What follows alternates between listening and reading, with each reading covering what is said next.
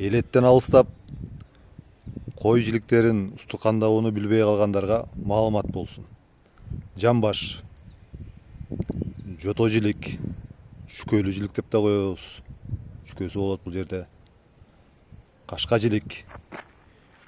Үчөөбү арткы сан жиликке кирет. Кар жилик, далы, күн жилик. Бул үчөөбү алдыңкы кол жиликтерге кирет. Карчыга. Бул жерде мен атайын сүрсүн деп ажыратып койдум. Карчыга деп коебуз. Бул болсо тыштуу кабырга. Бул болсо кара кабырга деп коебуз. Бул төш. Бул омурткалар. Бул болсо моюн.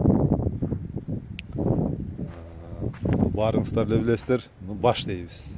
Муну болсо куймулчак. Жерде жаак, шыйрактар. Кана эмесе. Билгендер толуктап айта кетиңиздер. Билбегендер билип алайлы. Андан тышкары билгениңиздер жаза кетиңиздер. Улуулугу боюнча жамбаш кимге тартылат? Жото жилик, кашка жилик, кар жилик, далы, күн жилик, карчыга, тыштуу кабырга, кара кабырга, төш, омуртка, моюн, баш, жамбаш. Эми ар бир аймакта өзгөчөлүктөр бар. Айрым аймактарда баш улууга тартылат, айрым аймактарда кичүүгө тартылат. Ошону билгендер комментарийга жаза кетиңиздер. Көпчүлүккө маалымат болсун.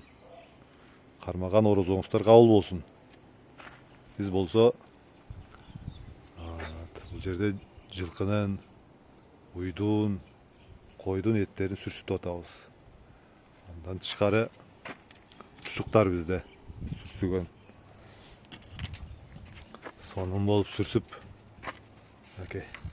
өз кардарларын күтүп атат. Эттери менен майлуулуулугу бар. Андан тышкары мына өзгөчө кылып кабырга чучук. Атабы? Кабырга чучуктар моундай өзгөчө. Улуу адамдарга, кудаларга, сыйлуу адамдарга өзгөчө тамак тартам десеңиздер, ушундай чучуктар да бар. Дарегибиз сокулугайлы.